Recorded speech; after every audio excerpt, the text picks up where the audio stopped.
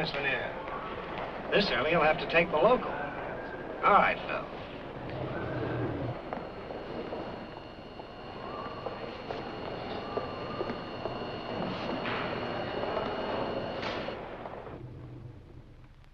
Floor executive, Miss Lanier. Thank you, Phil.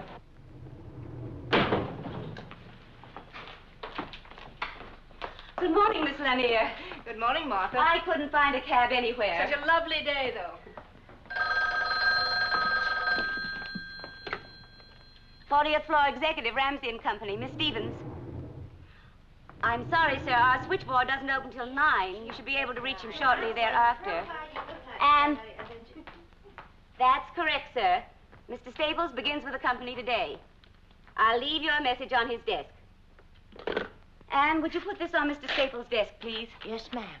Mr. Staples will be in Mr. Quinn's old office, executive corridor. Yes, I know. I said deliver it, not read it. Yes, ma'am. Executive, 40th floor, Miss Stevens. Thank you. Morning. Hi. Oh, good morning, madam. I wonder if Marge is going to go to work next door. Oh, no. Well, I'm glad I don't. Not there. Maybe. Well, they really fixed up a new exec's office for him, didn't they? Very nice. A new man. Right next door to your boss. And awfully close to Mr. Ramsey. So happens that the new man, what's his name? Staples? Mm-hmm. Will be working with Mr. Briggs. That's why they have adjoining offices. Marjorie, baby, you're awfully defensive. I guess that's because you're worried about your Mr. Briggs. Run along, will you? May I have some more cream, please?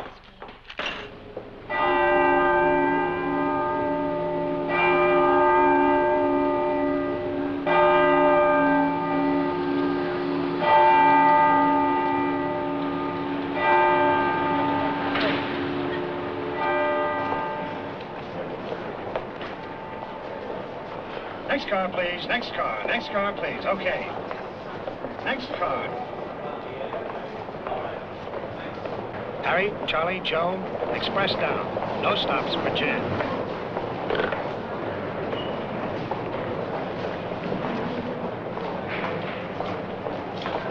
Next car. Next car. Next car, please. Next car. Next car. Morning, Mr. Ramsey. Next car, please. All right.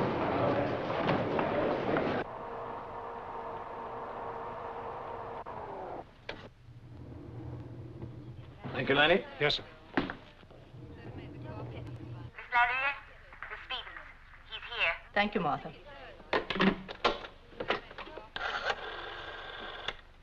Chief Operator, please.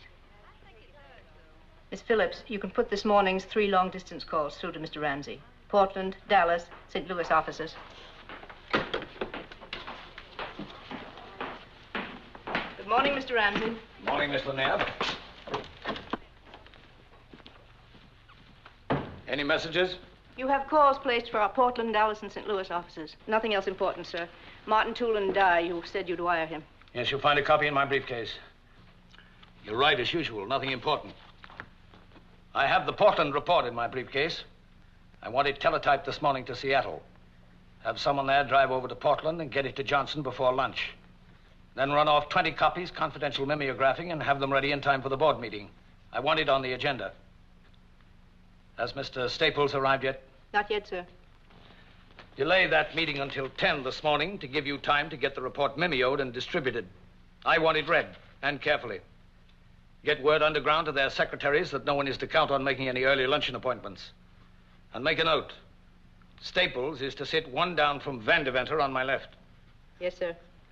Let me know as soon as Mr. Staples arrives. Yes, Mr. Ramsey.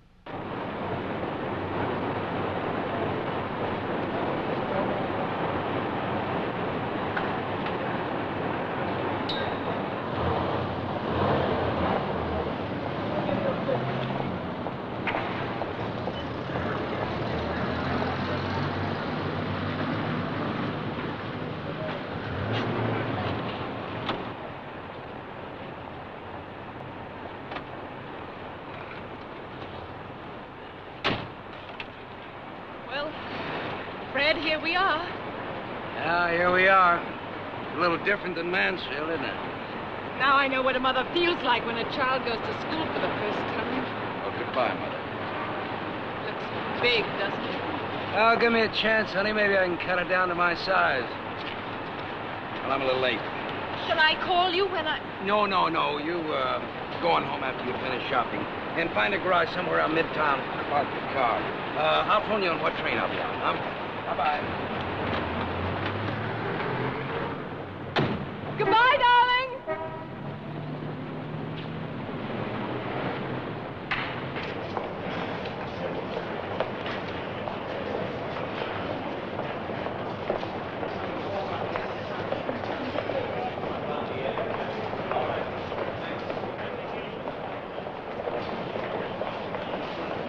Ramsey and Company, the board said... Yes, sir. Executive or administrative? Oh, the executive, Mr. Ramsey. 40th floor, sir. Morning. Morning. Oh, you want the tower, sir. The tower elevator, sir? It'll be down in a minute. Oh, I'm sorry, thank you.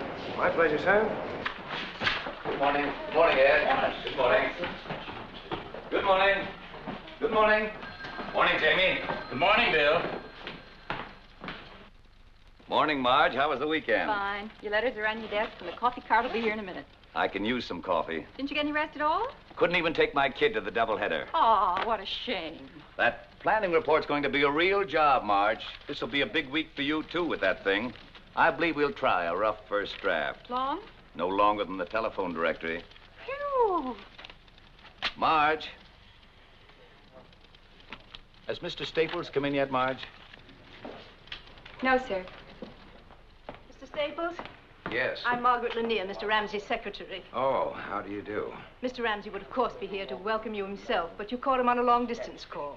May I take you back to your office? Well, thank you very much. And on our way, I might show you some of our other departments. Have you met Miss Stevens? I introduced myself, Miss Lanier. Fine.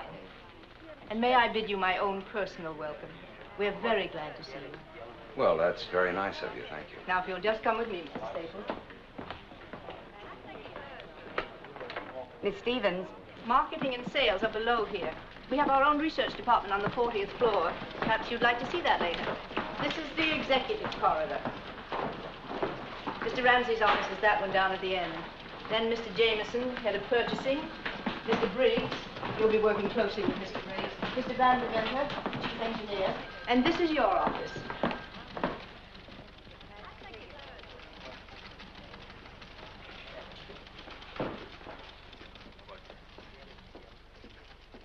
Isn't it nice? I hope you like it. Mr. Ramsey was told by someone in your old office that you were especially fond of this period. Wasn't your office in Mansfield furnished in early American? My furniture consisted of 2 filing cabinets and a surplus metal desk off of a destroyer escort. No, it's really very attractive. Very. I appreciate it very much indeed. Excuse me, Miss Lanier. Anne said you wanted to see me. Oh, yes, Marge. Mr. Staples, this is Miss Fleming. How do you do? How do you do? Marge, will you see that Mr. Staples has everything he needs in the way of office equipment? It was arranged for this morning at Mr. Briggs' suggestion. Oh, fine. I must rush now, Mr. Staples. Again, a most cordial welcome. Thank you very much. And, Marge, will you step by at my desk when you finish here, please? Yes, Miss Lanier.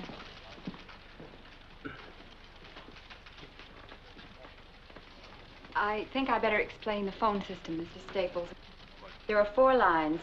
1 is your private line, direct to outside. 2 is for conference calls. 3 is for inter-office. And 4, this button is for your secretary.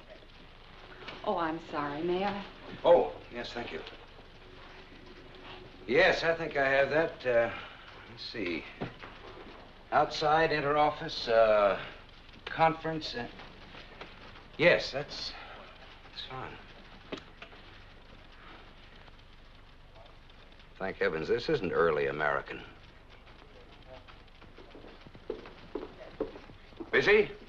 No, not at all. Oh, you must be, Bill Briggs, your next-door neighbor. Yes, of course. Well, I'm certainly glad to meet you, sir. I think, Mr. Ramsey told me you'd been sick, didn't he? Oh, did he? Actually, it's just a Just a pesky stomach that's been acting up on me. You just in from Mansfield? Yes, they took a house for... sit down, Mr. Briggs. Settled already? Good. I'm not trying to set myself up as a real New Yorker. Altoona, Pennsylvania, that's where I came from. My first trip home, I was wearing spats. I remember my father not being able to get over it. He says, Bill, he says, you went to New York to see the sights, and instead you become one of them. Well, we just got here Friday afternoon, so this morning Nancy insisted, my wife, she insisted on driving me to work the first morning. Well, you know the way women are. You know, you come out of a small town plant, you feel a little lost in a place like this. Well, as I was saying, you know, we walked into our house Friday afternoon. We'd never laid eyes on the place before, you know. And there it was, furnished like a magazine. Milk in the icebox, bourbon on the shelf, and... I don't know, you gotta hand it to them the way they do things around here. Yes, Miss Lanier handles all that, does a fine job. That feeling that I got driving into town this morning. Well, I got to admit, it's just a little overwhelming. Yes, and it's a pretty wonderful thing to be as young as you are and see it all spread out in front of you like a Christmas tree. You know, you think of big business, you always think of it as being very impersonal, you know?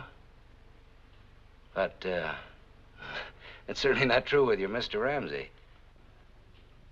I know what you mean. How much time did you put in Mansfield? Almost 6 years. You must have blown a bugle in Ramsey's ear out in Ohio. He brought you here in a hurry. Well, actually, I wasn't at all sure I wanted to come to New York, but, this Ramsey is a pretty dynamic man. Yes, I know. You see, you've been with the firm some time now, haven't you? Oh, maybe 40 years or so. I seem to recall Mr. Ramsey's talking about you as a production man. You're an engineer, aren't you? Yes, but from what he told me, I guess I'll be a little of everything around here. Mostly in industrial relations. Industrial relations? Matter of fact, it's been one of my specialties. We ought to get along pretty well together. I'm sure we will. Excuse me. Mr. Ramsey's called a meeting in the conference room, Mr. Briggs. Oh? Well, Fred, it's been a real pleasure meeting you. Thank you. Mr. Ramsey's expecting Mr. Staples, too. Oh. Well, then I'll go in with you if you don't mind. Not at all. I just hope Mr. Ramsey remembers hiring me. Mr. Ramsey rarely forgets anything. After you. Thank you. Staples? Yes. Hello. Fred, Hello. this is Harvey Jameson, head of purchasing. Oh, how are you? So they finally finished it. What? Oh, Fred, your office on Friday, the painters and all, it was a madhouse. Say, Bill, are you taking along Ramsey's breakdown? Oh, no, I forgot that. A couple of other things I forgot, too. Jamie, would you and Fred go along together? I'll be in a few minutes. Fine. I suppose Lanier's giving you the cook's tour. What? Oh, yes. Did he show you the conference room? Oh, yes, on the other side, yes. Mr. Briggs? What is it, Marge? I don't know. Mr. Briggs, I think I ought to resign. Resign? What are you talking about? What happened? What is it, Marge? Mr. Briggs, I've just been ordered to go over to Mr. Staples as his new secretary. Temporarily? No, I don't think so. Who gave this order? Miss Lanier, When? about 5 minutes ago. I'm supposed to break in your new secretary. They've picked a new secretary for me? Yes, I think so. It's out of the question for you to resign, Marge, to even think of resigning. You're a fine, wonderful woman and a great secretary. That's the reason they want you over with Staples. He'll need someone like you because he's new here and they want him to get into harness fast. Who can tell, Marge? One of these days, that stomach of mine, pretty perverse organ, and I'm tired. You know, as it must to all men. Mr. Briggs? Have you any idea who your successor is? Yes, they've chosen Sylvia Trammell. Miss Trammell. It is so ordained. So be it. She's new, but she's supposed to be very good at dictation. Well, we'll give her a chance to prove it. Mr. Briggs, if I could only tell you what this job has meant to me, what working with you has meant to me. All right, kid. Wash up, get your money, and get out of here. And give Mr. Staples all the best you've got in you. I know you will. That's the only way you operate. I like the guy. I have a feeling he's going to carve out a career around here. Yes, sir. Everybody seems to think so. I'm sorry to keep you waiting, gentlemen. Mr. Ramsey will be with us in a moment.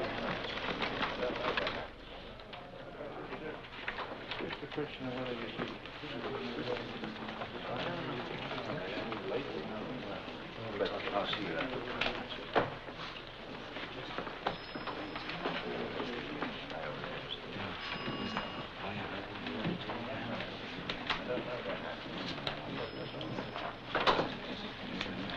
Been away, have you? Good to see you. Oh, sorry, Fred. I was held up for a few minutes. See you later, Fred. Now, where are we going to sit you? Oh, here's an empty chair. I guess you can sit right here. Mr. Staples, will you sit over there, please? Right next to Mr. Van Deventer. One down for Mr. Ramsey, please. Welcome back, Bill. Feeling better? Much, thank you. A little stomach. Good. I'm glad it's cleared up. John, don't forget that contract. Can you get it through tomorrow? I think so. I have it preliminary sent over your office. First, gentlemen, I'd like you to look over the memo sheet on top. Haverford Mutual had some doctors look into the matter of executive diets. Their findings showed incredible deficiencies. They've gotten up some food tables. I've had them memoed. I'd like you to look them over. As you know, it's been my feeling that a healthy executive is an efficient one. I think it not amiss now to introduce the newest member of our team, Mr. Fred Staples. He's from Mansfield, Ohio. As you all know, he was general manager of Queen City Tool and Die until we took it over. His record there was a brilliant one. He's a production engineer by training, an industrial relations man by instinct. I expect good things from him.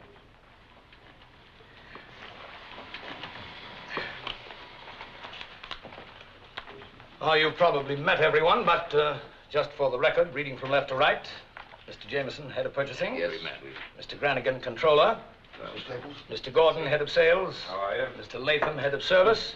Mr. Portier, chief of operations. Yes, nice to know you. And Mr. Van Deventer, chief engineer. How are you? Nice to see you. It's a pleasure. Oh, and of course you've met Mr. Briggs, Oh, yes. who is our vice president, assistant general manager, in charge of everything that everybody else forgets to be in charge of. Now, gentlemen, you all have before you a copy of the Williamston plant purchase prospectus. Mr. Jameson, did you attach your supplements? It's right there, Mr. Ramsey, page 17R, under process equipment. And Mr. Granigan, the stock purchase plan I outlined, I have your comments here? You do, Mr. Ramsey. Good. Feasible, is it? Very much so, in my opinion. Good. Well, that about winds it up, unless there are any further points to be made. I do think, Mr. Ramsey, if we could keep the transaction under wraps for a bit, at least during the preliminaries. You know what'll happen to the stock quotations if it leaks out that we've agreed to purchase. I've arranged it this way. The stock quotation as of yesterday morning... You seem to be straining at the leash, Mr. Briggs, or am I mistaken? You mentioned here that probable time of purchase would be sometime in June. Are the plants to be in receivership until then? That seems to be what it says. That means 6 months with improper maintenance of equipment. Oh, I doubt it, Bill. I've had 2 of my best men out there for the last 6 weeks. Oh, we had a varying voltage problem, but that was taken care of. You know, maintenance-wise, I doubt if there'll be $1,000 worth of deterioration. How about goodwill? What about it? The plant employs 900 men. That's half the working force of the village. So? So what do we do with these men? Cover them with cosmoline and put them away in a drawer until we get ready to resume production? I thought your concern was for the plant. And what good is the plant without the men? You chop a village payroll in half for 6 months and you might not have a plant because you might not have a village. Mr. Briggs, if we may be permitted to disregard for the moment the considerations that you have brought up, what about the rest of the plan? I'd say it was adequate. Adequate. That, gentlemen, is the kiss of death, believe me. I've known Mr. Briggs for a long time. When he says something is adequate, what he means is that it is entirely inadequate. I must admit to feeling a concern over some 900 men suddenly deprived of a livelihood. Mr. Briggs, if you would do me the goodness to look at what I consider to be a fairly elementary business principle. By putting 900 men out of work temporarily, we may ultimately employ twice that number in the same town. By cutting production costs as a result, we will then be able to compete more favorably in the market. Thus, we'll be able to sell more goods. We're not going to ruin that town, we're going to make it. I should think, Mr. Briggs, that after 30 years, you'd be able to think beyond the tongue-clucking stage and come up with something resembling an analytical point of view. I was under the impression I'd given you a point of view. I saw none. I perceived what amounts to a rather emotional little tidbit that was decidedly more charitable than cooperative, and by no means thought through. I asked, I believe, for an objective view of a business venture. From you I got, and I seem constantly to be getting, a very negative response, if any at all. Adequate, I believe you said. Well, Mr. Briggs, this little move will save us conservatively $500,000, which we'll be able to put back into the business. I must say you take a liberal view of adequacy. I didn't intend to make a central issue out of this, but I did feel it important enough to air in this meeting. Well, you have aired it in this meeting. I think it's a good thing you did. But I think, Bill, we're pretty much of one mind about it now. And we may assume the matter is closed now. Mr. Briggs.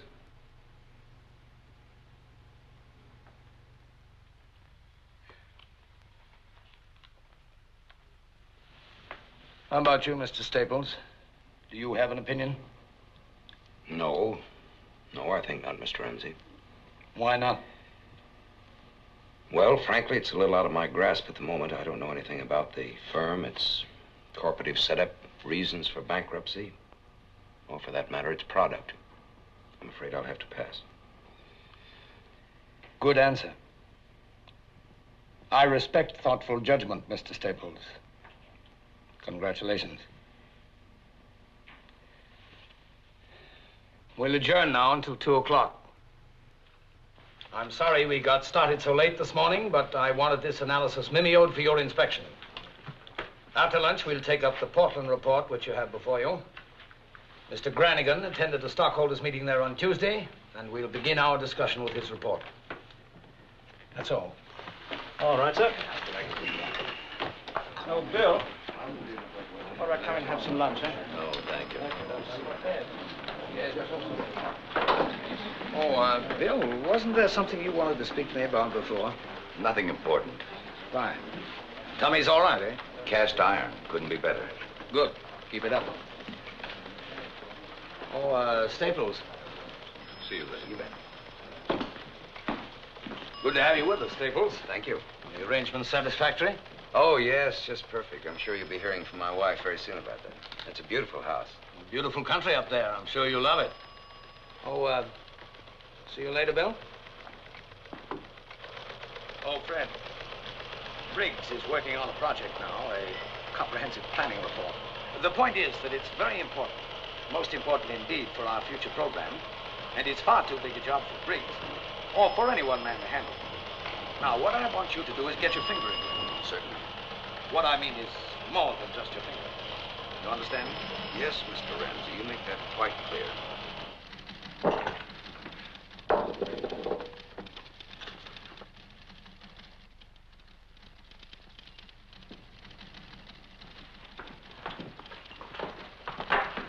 Oh, could I see you a minute, Miss Fleming?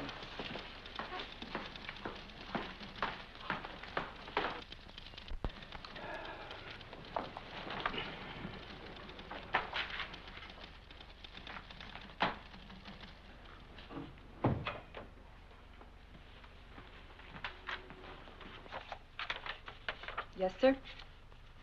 Oh, I wonder if you could check for me, please, as to who's to be my secretary. I need some notes typed up. I'm to be your secretary, Mr. Staples. But I thought Mr. Briggs... It was arranged for, just before the meeting, Mr. Staples. I take it you'd rather remain with Mr. Briggs. I was Mr. Briggs' secretary for 7 years, Mr. Staples. Well, in that case, I see no reason why I shouldn't be able to get someone else. It was Mr. Ramsey's idea. Do you want to give me those notes now? No, Why don't you have your lunch first, Miss Fleming? We'll take care of these when you come back.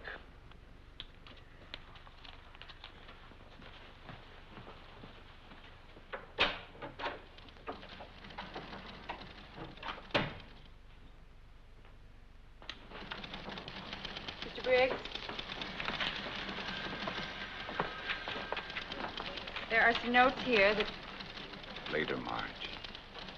I'll do it later.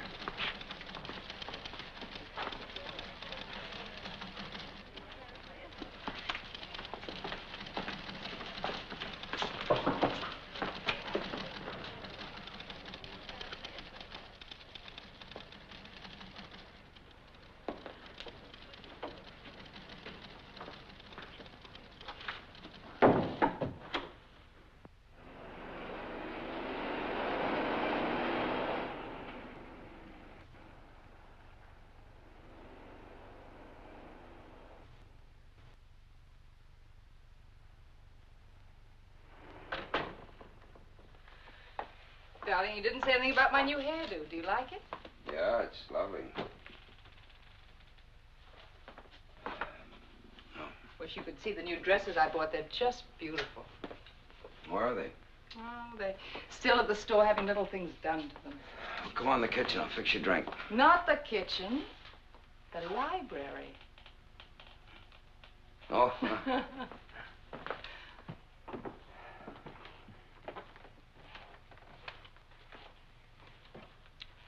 I hoped they'd have the dresses ready and have them sent over to your office this afternoon. I spoke to your secretary about it when I called. It's funny she didn't mention it. They didn't get the job done in time. She had a nice voice. What'd she like? Who? Your secretary. Oh, what you might expect. You know. What's her name? Now, to tell you the truth, I didn't get her name. Only her dimensions. All right. No, her name is Fleming. It so happens you don't have a thing in the world to worry about. She doesn't like me worth a bit. Why? Well, I guess she prefers working for a former boss. Well, then why doesn't she? I don't know, some kind of strategy at the top, I guess. That sounds funny. Yeah. Her ex-boss happens to be only one of the vice presidents. My superior, and a very nice guy to boot. Could that perhaps be a good sign? Well, you figured out. Left me a little up in the air. You know, Nancy, running a plant in Ohio is beginning to take on all the aspects of a nice, simple, uncomplicated gravy train. What happened today? Oh, nothing really. Just an impression, I guess. Sort of queer undercurrents and tensions and... Good luck.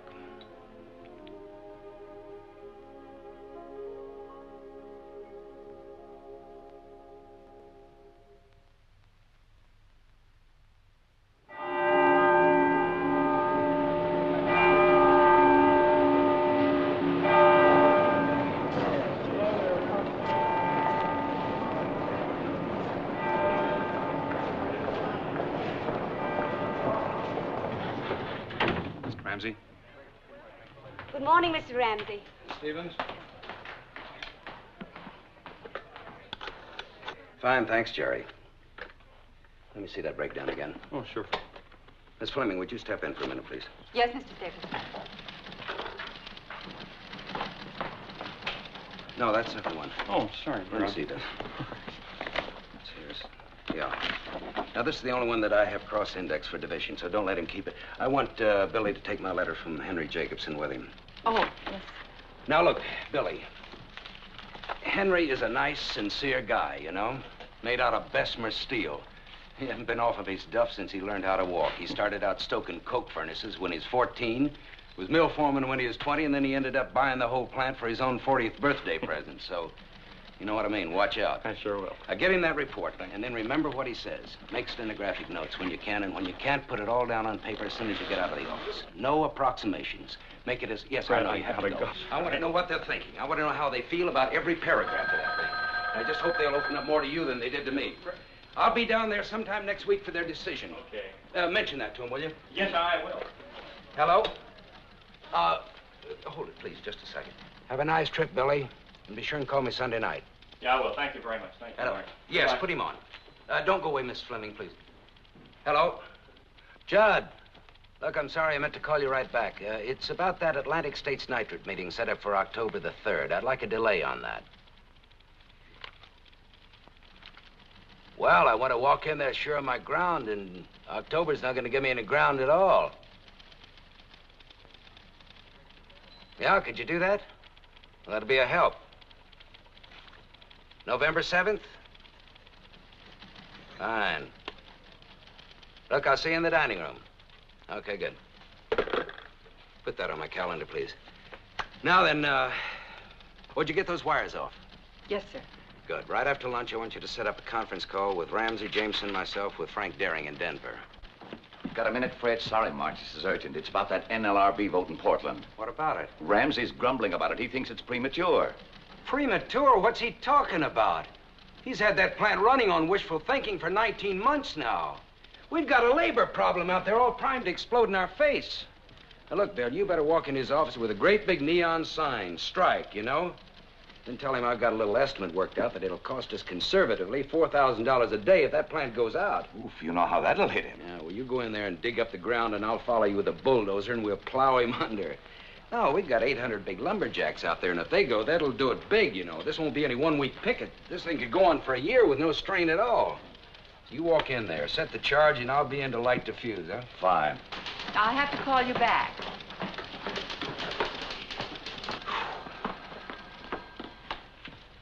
Is 2:30 convenient for your call to Denver, Mr. Staples? Do I have anything else on? I got another problem out here, if you can spare a minute. Well, Paul, how are you, partner? Mr. Staples, that gun. Oh, you got it. Now, you like it? You try it out yet? Try it yet. 30 seconds from the time he read Winchester double barrel on the box, he was sighting it. Well, how about going out for a little skeet shooting on Sunday? Give it a try, huh? Wonderful. Can I, Dad? He's all yours, Fred. He's a little too strenuous for me. Mr. Staples doesn't get tired like you do, Dad. I don't get tired. He was an All-American.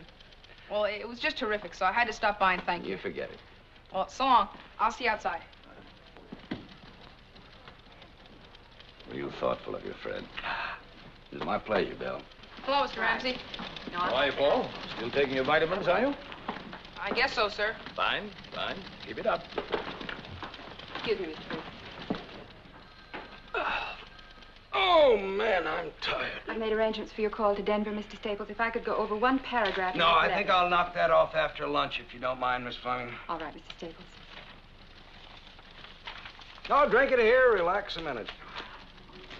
Thank you. I will.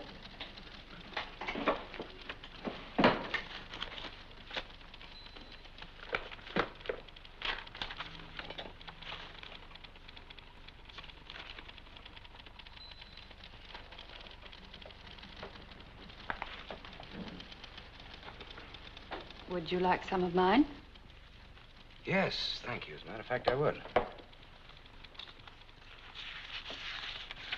No, that's plenty, thank you.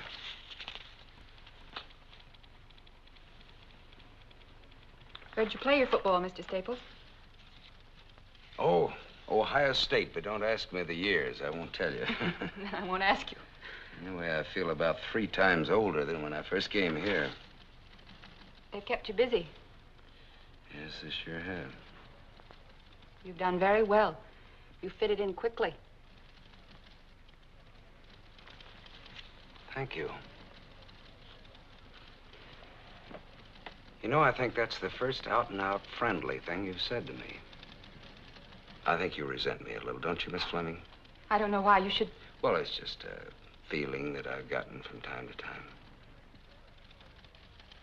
You work with a man for a long time, a fine man. You become part of him. You identify yourself with him. Then along comes the new man.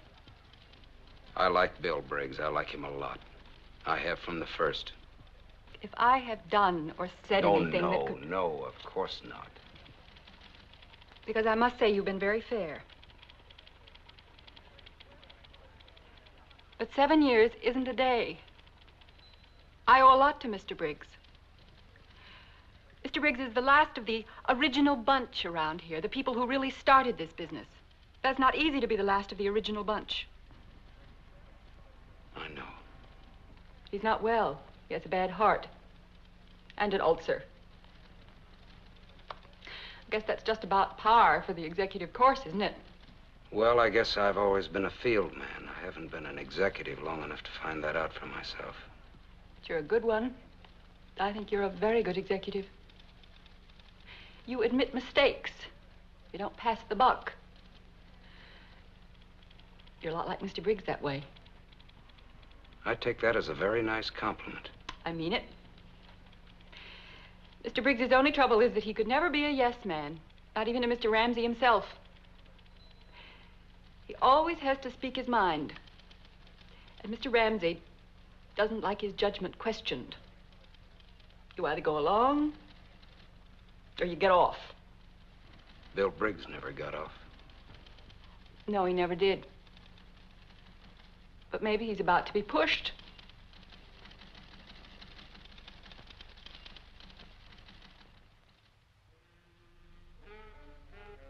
He blew up at the next round, and then Howard went right by him with a 65. A 65, I ask you. 7 birdies, and he sank an 82-foot putt on the last green for an eagle. Oh, hello, my dear. You know, that's some golf. Yes, indeed, it's wonderful.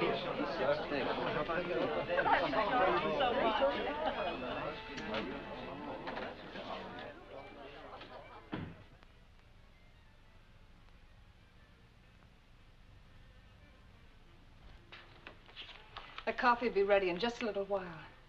Fine. You know, my father's recipe for coffee was to mix salt and chocolate with the grounds. Cook them all up together. He'd never drink anything else. Sounds wonderful. They serve it at a small downtown restaurant I eat at occasionally. I must remember to mention it to Fred. You said he was a confirmed coffee drinker? Dedicated. Fine. He's quite a young man, this husband of yours. Have you had a chance to read much of the report? Of course, it isn't finished yet, Well, but... thank you for letting me see this much. Not according to Miss Post, I suppose, at a dinner party, but it makes me extremely proud of my judgment. So happy. He's been worried about it, and... Nancy. Will you excuse me?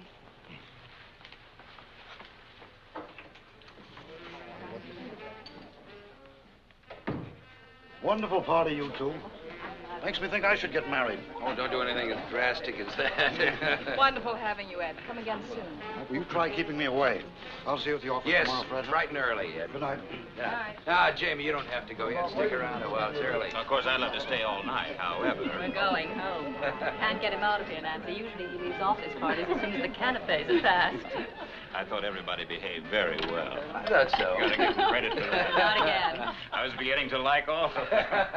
Will you come over and see us? Certainly. Come over during the day? You know, nowadays, Jamie never gets home at all. I think we wives ought to form a union. You're right, we Good should. night, dear. Good night. Bye-bye. Good night.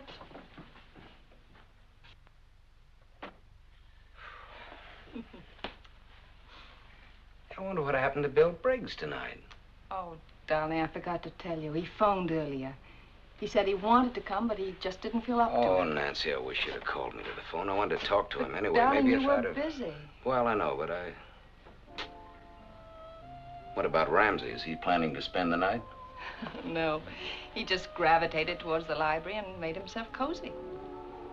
It sounds a little like artificial gravitation to me. You didn't have anything to do with it, of course. Well, he's really an amazing person. You know, I expected a real tycoon, but he's so simple, almost childlike. Baby, I just hope by mistake you never wander into a jungle. Good night, Jack. Good night. Good night, dear. Thank you. A wonderful party. Thank you. Some interesting reading matter here, Fred. Very interesting reading. I took the liberty of accepting your wife's kind invitation to look over your report. Oh, really? Good, heady stuff. Good, solid thinking.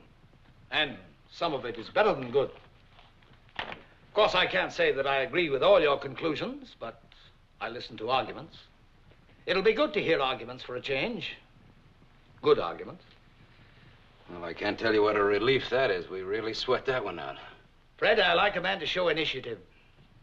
I like a man who's not afraid to think a new thought, to take a different kind of step on his own. With your permission, I'll borrow this extra copy of your report just overnight.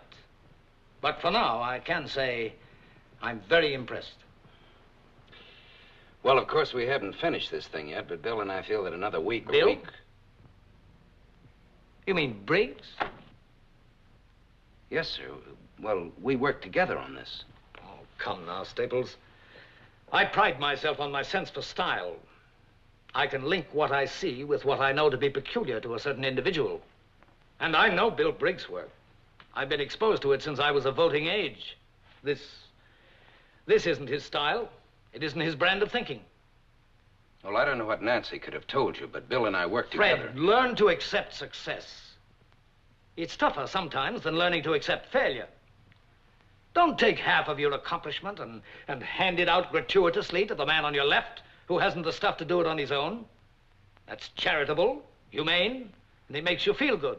But it's not business. Mr. Ramsey, I'd like to clear up one point. There'll be a meeting on Tuesday, Fred. We can discuss the report then. I assure you I don't want any undue credit. I never extend undue credit. Ask anybody. Ask your friend Briggs. You think I'm tough on him, don't you? I am tough on him. Well, I think Bill is... I think he's a good man. He was. And grandfather clocks were good clocks, and Stanley steamers were good automobiles, but you can't run them in competition today.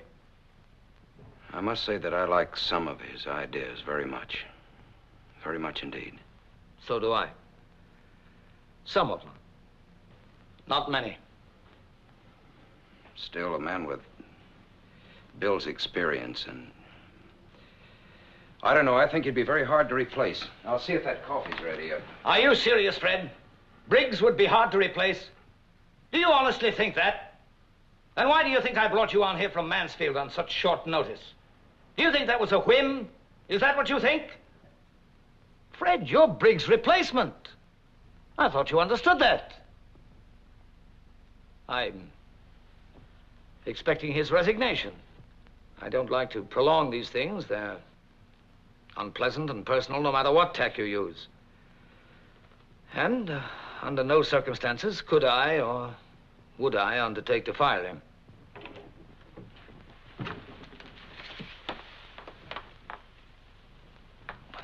Coffee's in the living room. I thought perhaps you'd like to go in there. It's quiet. Look at the time. I really must go. It's been a wonderful evening. Sorry you have to leave so soon. I really must. My coat, I think, is in the bedroom. Oh, yes, of course. I'll get it for you.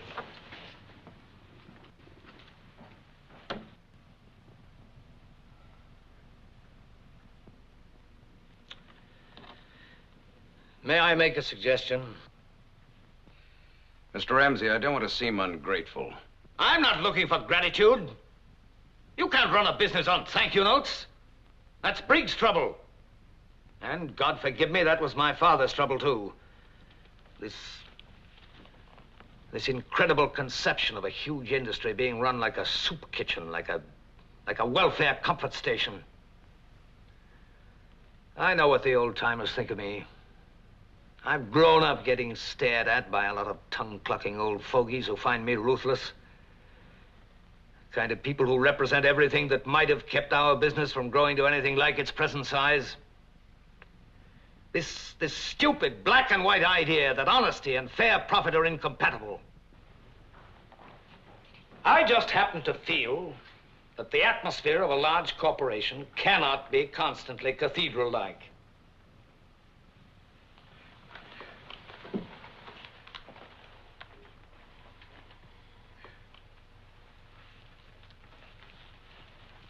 Thank you, Mrs. Staples. And again, thanks for a wonderful evening.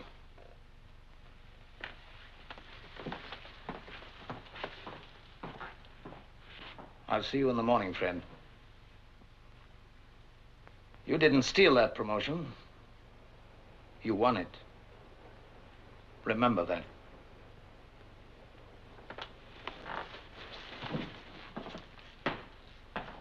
Good night, Mr. Ramsey. Hope you'll come soon again.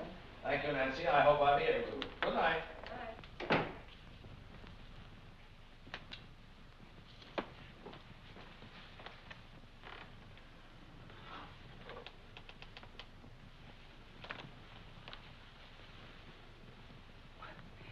What was that all about? I'm Bill Briggs' replacement. Vice presidency. You must have really spread it on. Listen, a little rare roast beef and wifely pride don't get you that kind of a promotion. Yeah, I'll take something a little more. A little misrepresentation for one thing. A little switch in authorship for another. You told him I'd written that report. I did not. I told him Bill had helped you. But Nancy, this is Bill's basic idea. Oh, the same set of ideas that he's had for years. I gathered that much. You gave it life, you made it work, you made it practical. Even so, Nancy, I don't want any part of it. Oh, Fred, I happen to know what you contributed to this. I also know that you can't stand winning if you have even a nodding acquaintance with a loser. I don't like stepping on another human being to get into a capital gains bracket. Ramsey's stalking that poor guy like an animal. He'll whip him to death if he has to make him resign. I didn't hear you tell Mr. Ramsey that he was mistaken. I didn't hear any clear-cut defense of Mr. Briggs. If you don't want to be successful, go and tell that to Nancy. Mr. Ramsey. He'll give you a Will you broom, please? and you can check in at 7 Look, o'clock every night, but don't Now, tell look, me. I don't want to argue about this. Neither do I. I just want you to answer me. Did you tell him that your wife was mistaken? Did you tell him that you were taking vows for something you did not do?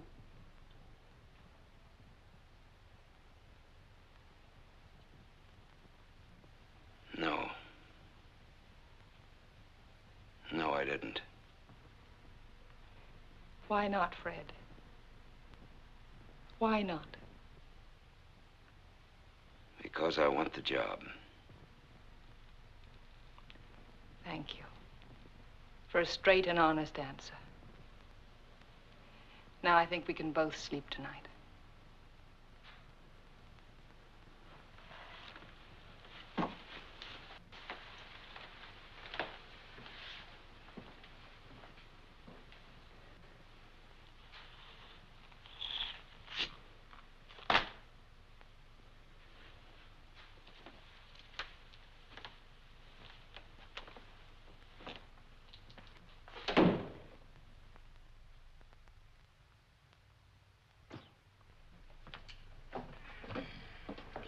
Hi. Good morning, Paul. Where's Cora? She's late, I guess.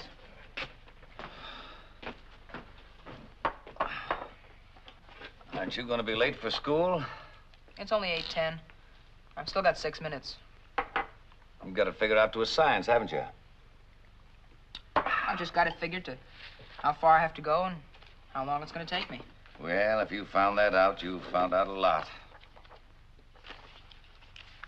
Thanks for breakfast. You worked late again last night. Yeah, no rest for the weary. You haven't got it down to a science yet, have you, Dad? What? How far you have to go and how long it'll take you? What's the matter, Paul?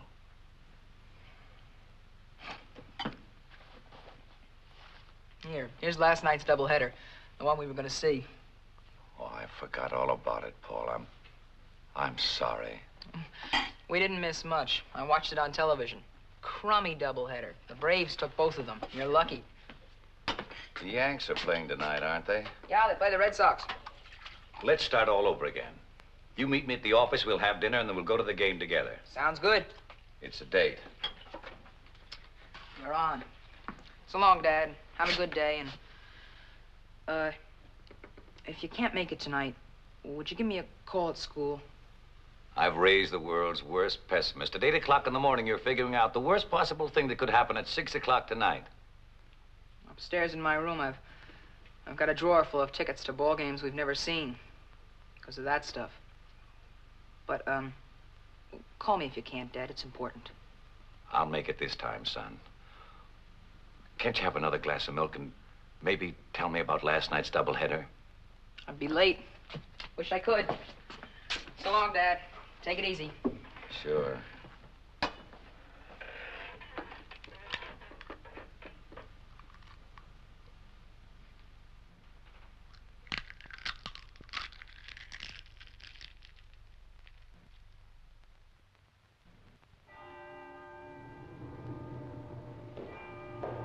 Good evening, Mr. Staples. Good evening, Sally.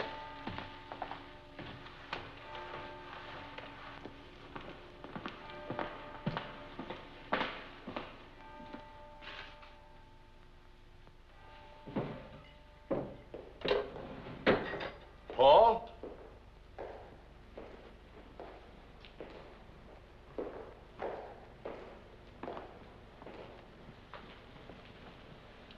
Hi, Bill. Hi, Fred. I thought it was my son. He's going to pick me up. Got time for a cigarette? Sure. What are you doing here? I thought you were going to the ball game. I've had a miserable headache since dinner. So I sent Paul on to see the game alone. He's going to pick me up. How long you been here? A couple of hours, I guess. Can I get you an aspirin or something? Oh, no. It's much better now. Anyway, it gave me a chance to look over the supplements you did for the report. I think Ramsey's right, Fred. You may be an engineer by diploma, but you're a crackerjack industrial planner by instinct or something. Coming from you, Bill, that sounds real good. No question about it. Some of your suggestions were great, Fred. Really great. I've incorporated them verbatim. I like your approach, Fred. You think of people in terms of the human factor, not just logistically. Something I've never been able to make Ramsey understand. Anyway, now he can't complain I turn in the same report every year. He won't be able to say that this year. Join me, Fred?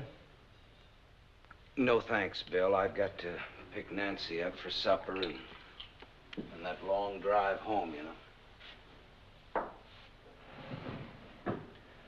I don't know. Maybe I'm just getting old. I used to be pretty tough. Still tough, I guess. But every now and then I get tired. Tired of arguments, tired of battling, tired of the whole bloody mess with all this fancy organization and super finagling. Oh, I know it's legal and modern and all that. It's what they call the trend, isn't it? In the old days, things were a lot simpler. Businesses grow, Bill. This business didn't grow. Not since old man Ramsey passed on. It's been added to. That's not growth. It's just plain acquisition, a business of stock transfers and bank loans, manipulated by hired shysters and their sharpshooting accountants, and organized and controlled by a barracuda like Walter Ramsey. You sure you won't have a snifter, Fred? I wish you would. No. Well, times change, Bill. You know that. But do they always change for the better? Old man Ramsey could walk down a production line and call every man by his first name, and get called by his first name in return. No, I know that feeling, believe me. He didn't need public relations experts. Honor was enough. Character. And he never sold a share of stock in his company either. Not till the Depression came along and he had to raise cash or go under. And do you know why? Because he would not lay off one single man. That's the kind of man Jim Ramsey was. Now I sit in that fancy conference room with Jim Ramsey's son.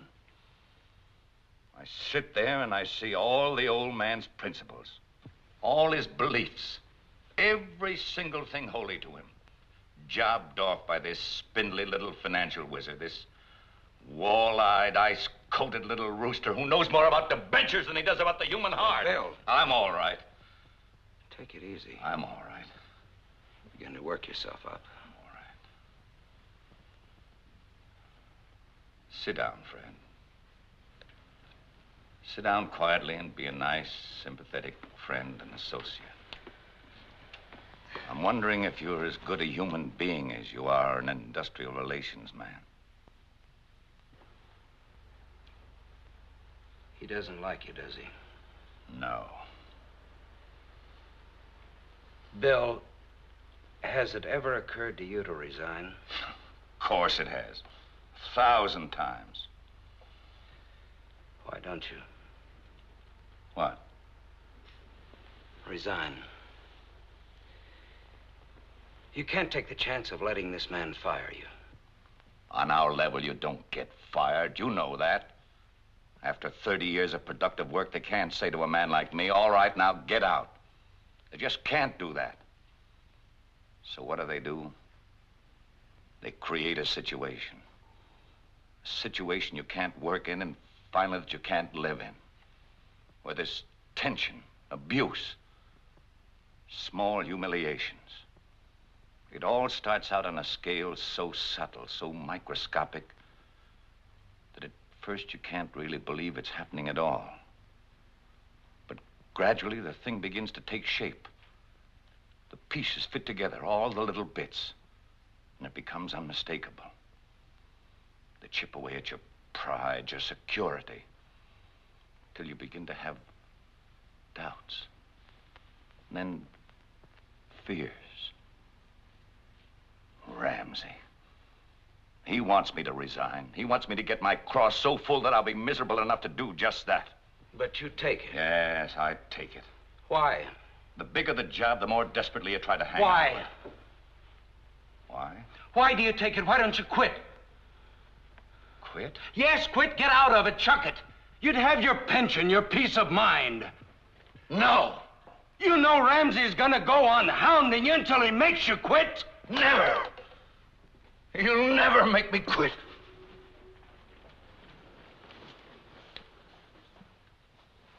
Bill, I wish I could understand why you go on taking it. Because I'm weak, I guess. Because I'm 62 years old and I don't think I could get another job. How's that strike you? How do you think? Once in a while, I have a dream. I dream I'm sitting in that conference room and he starts working me over. I'm just smiling, see? Perfectly calm, and I'm taking it. I don't show the slightest resentment. And then without any change of expression, I get up out of my chair and I walk over to him. And I say, Ramsey. Bill. Ramsey! Bill! Ramsey, I say! And then I smash him! Bill! And then I smash him again! Bill, get a hold of yourself! And I hit him again! What's and wrong with you? Fall, and I hold him up! Bill! Get up, Ramsey, I say! I'm not through yet! Bill!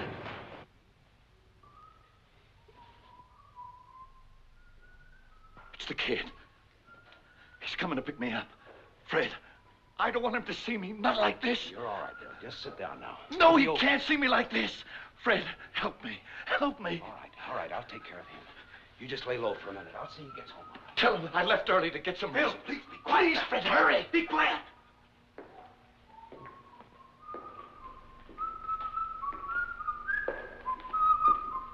Oh, it's me, Paul. Oh, hi, Mr. Staples. Man, what a place by night. Where do they keep the caskets? How you doing, partner? Dad said I should drop in and pick him up. Oh, well, he went on home. He needed a little rest. Oh, good. He's under orders not to work late. But he can't seem to keep away lately. Always work, always worrying. No wonder he's number 2 man. Suppose I drop you off at Grand Central, hmm? Swell, thanks, Mr. Staples. Ever since I can remember, he's been married to this place. Mom used to say the same thing. They were great together, Mr. Staples. Mom and Dad, they used to yell and argue and carry on. He was a fighter. It was great growing up. I remember.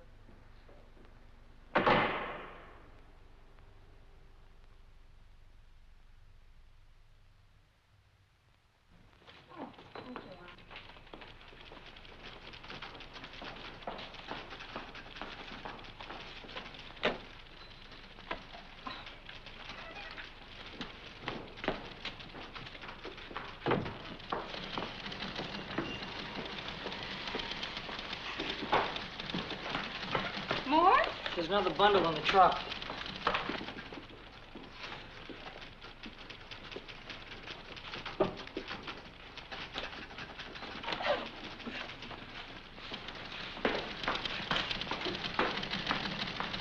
Mr. Staples, you left your hat in Mr. Briggs' office? Oh, Fred, I have the Stanley complex made up if you'd like to take a look at it. Later, please. Bad night.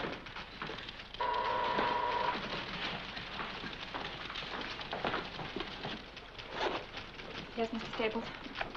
Now, this is the proposals report. Give that to Miss Lanier for confidential memoing. Tell her that Mr. Briggs has the only carbon. Is he in yet? No, sir.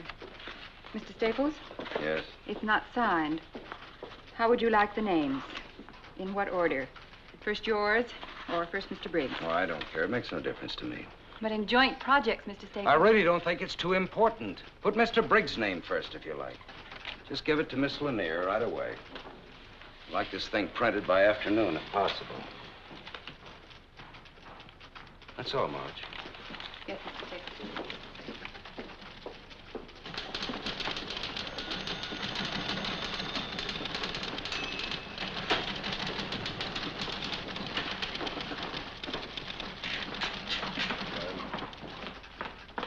Yes, Marge, dear, what is it? The proposals report. Would you sign it so it can be printed? Oh, would you...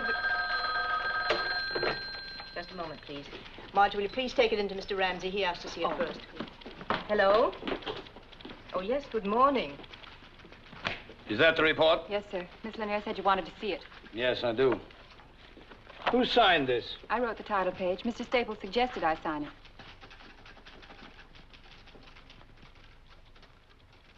Print it. I'm sure that if Mr. Staples knew... Print it, Miss Fleming.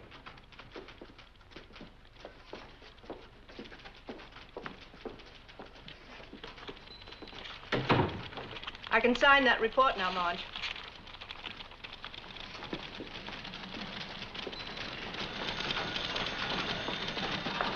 Now, we meet with Ramsey in 20 minutes. Under the conditions and in the time we got left, it's the best plan I can devise, and it's the only one ready, so you fellas have got to go along. There's nothing wrong with the Marge, plan, Bill. I can Listen, sign that I'll be report nasty now. and hold us up for a while. You've got to alter Section B and review the other... Thank you, Marge.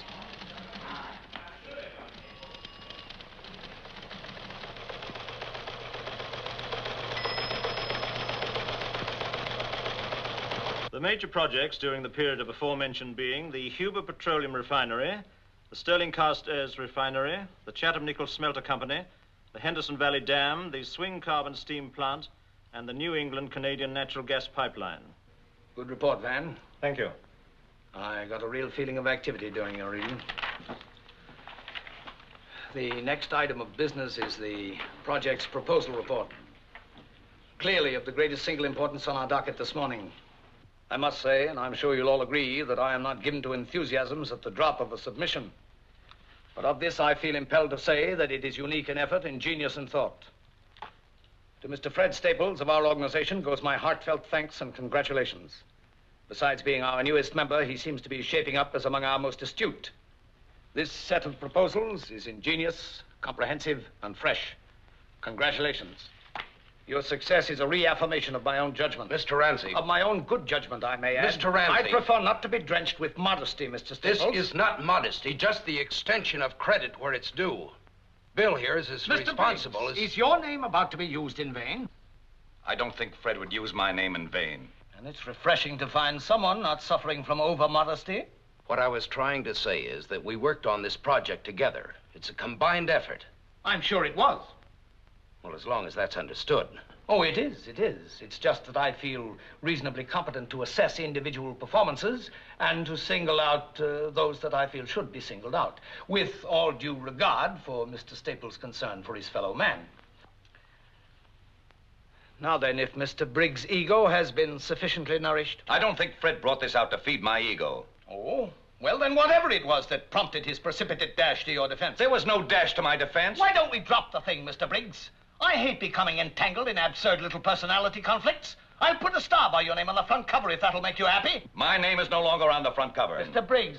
You're twisting the entire thing to make it appear as if I were grubbing for some sort of recognition. Mr. Briggs. I find it unfair, Mr. Ramsey. We have a full agenda. If you feel so bruised that you must persist in prolonging this discussion... Mr. Ramsey! Let me finish, Mr. Staples, if I may. We have only one purpose here, to work. We cannot hope to accomplish this if we must be continually subjected to these singularly unbecoming strains and tensions, these childish claims and counterclaims. Mr. Briggs, I ask you a simple question.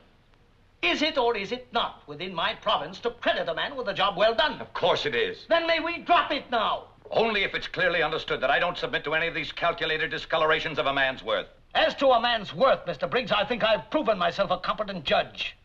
I ask you to recall that I built this business from a scratch pile of used lumber and a few machines into a giant. And I made few mistakes in doing it. Few mistakes in business and few mistakes in judging men. Well, you've made one this time. This report... I refuse to engage in a running fight because a supposedly responsible official of this company persists in wasting time haggling over credit. That is not fair. I was not haggling over credit. This is a joint report that we worked on. Don't presume to tell me what's true and what is not true. What am I, some kind of idiot that I can't recognize another man's thinking? Whatever your abilities in the past, Mr. Briggs, your work hasn't shown this stamp of originality and talent in 10 years. A man slips, clutches, he loses his grip, he tries to hang on by someone else's. You have no right to say that. Bill, will you please speak up? Do, by all means, Mr. Briggs. You think I'm mistaken, do you? Shall I go through 150 pages and point out to you line by line where another man has taken over for you? Has had to take over for you? And I can point out sections of this report that I never had to touch. Had to, Mr. Staples? Of course you can. Let me show them to you. I've seen them submitted year after year. Principles and precepts for better business. Mr. Briggs' yearly platitudes. But you translated his unworkable, well-intentioned philosophy into tough business procedure. You make it work. Ramsey! Mr. Briggs, I will not tolerate insubordination on any level. And if anyone here finds that intolerable, he has the God-given right to offer his resignation.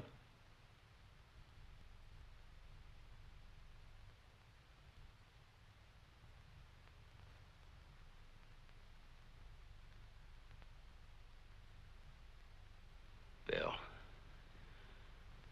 Please.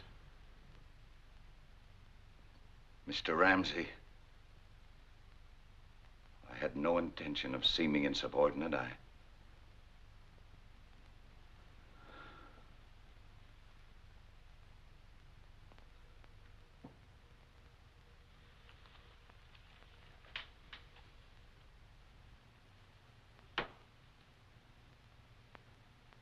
Meeting is adjourned.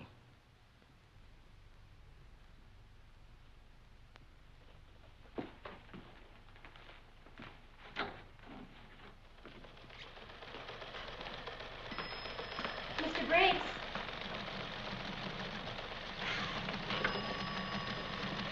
Mr. Briggs.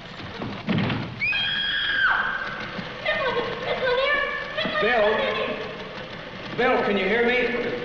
Little bottle of pills. Coat. Office. Get some water. Yeah. Brannigan, get an ambulance. I've called out the leg. Don't move him. Fred, he's still giving orders. Do me a favor, Fred. What, Bill? Tell him. Go to...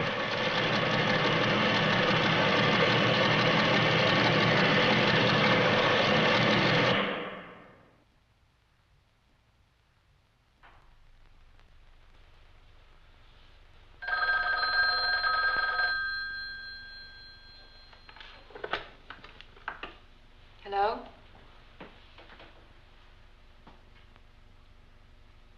Thank you, Mr. Staples. 5 minutes ago.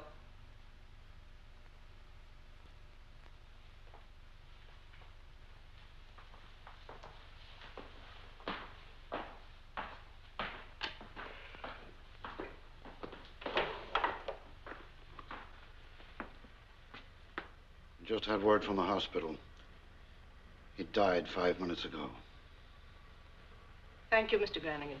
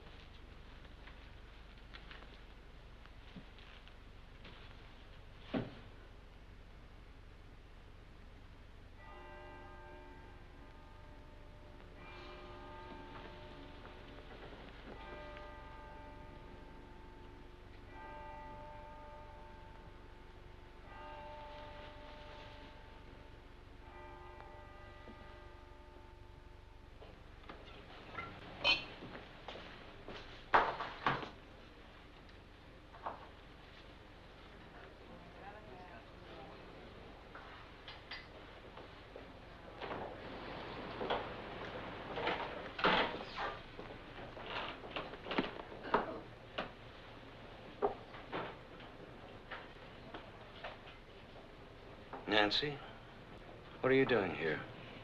I called your office.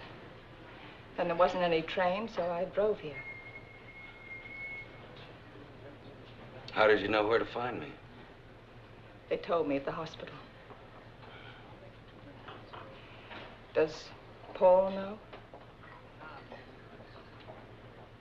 Yes, he's with Bill's sister. He's all right. Did you ever something else? Have you had anything to eat? Have you eaten anything?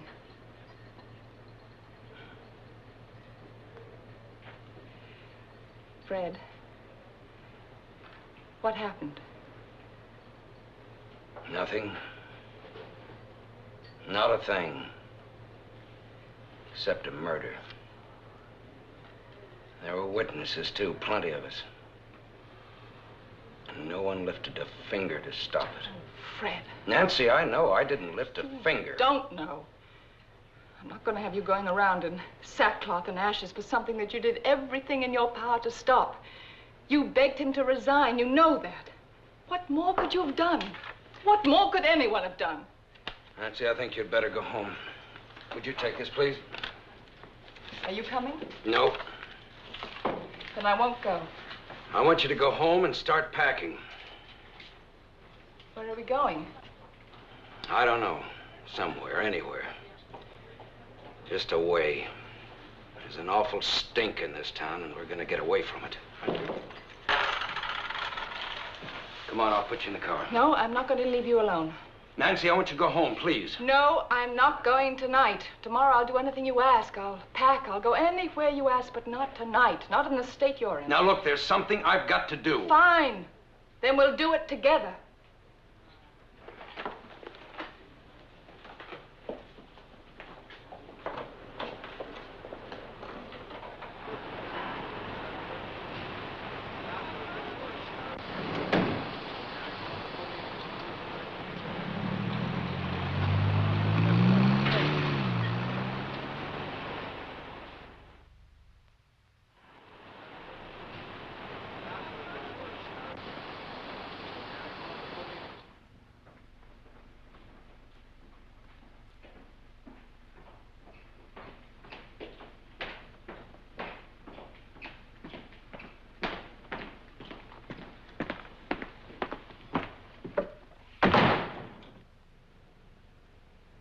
Bill was supposed to go to Lansing tomorrow morning for a meeting with Phillips. You'll have to take his place. I believe I've already mentioned that. Yeah, you mentioned it.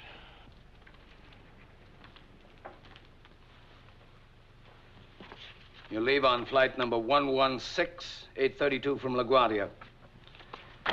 Miss Lanier will meet you at the airport with your reservation and all the memoranda and correspondence pertaining to the negotiation. You'll have 3 uninterrupted hours in the air to familiarize yourself with all the details. I have no interest whatever in the Phillips matter. What was that? I'm telling you that I don't want the job. I'm through. I'm quitting. I resign as of now. Why? Because I hate your guts. You used Bill Briggs for a whipping boy. You made him knuckle under and then you beat him to death. You wouldn't try anything like that with me because I'd kill you first. I'm not a nice human being. What else? You're nothing but a freak. You drive your people into peak efficiency if they can make it, or a grave if they can't. Because Bill Briggs lacked the strength and to stand the capacity. He was second in command. He had a lot of responsibility to hold, and he cracked under it. It was his business, too. It's no one's business. It belongs only to the best, to those who can control it, sustain it, nurture it, keep it growing. Right now, it belongs to us because we're producing. But in the future, it belongs to whoever has the brains, the nerve, and the skill to take it away from us.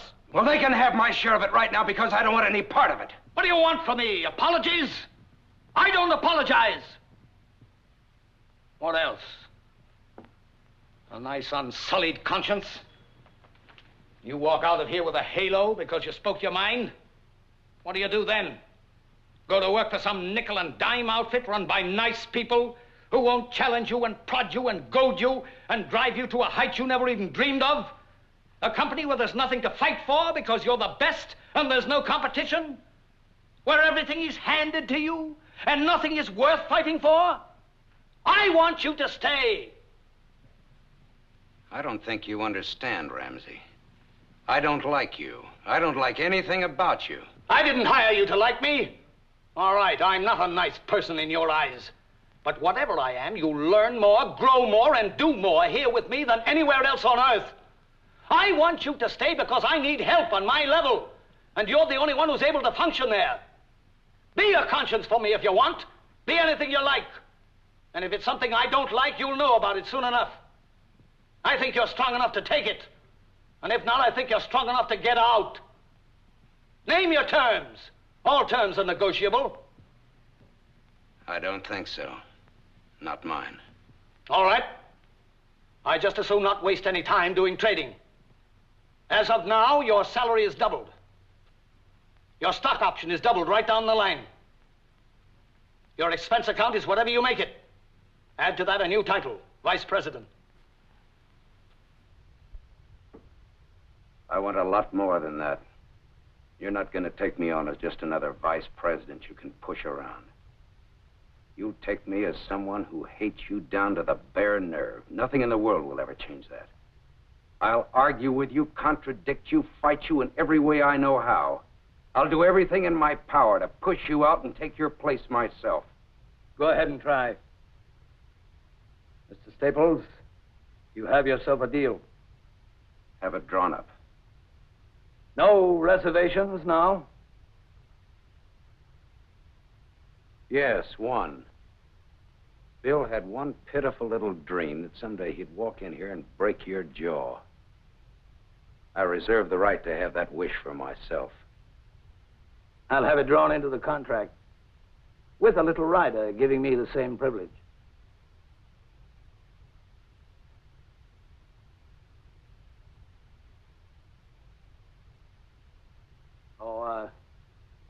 Staples, you'll be pleased to know that Bill Briggs' boy is being taken care of. Will that let you sleep better tonight? It begins, huh? It begins. Fair enough? Fair enough.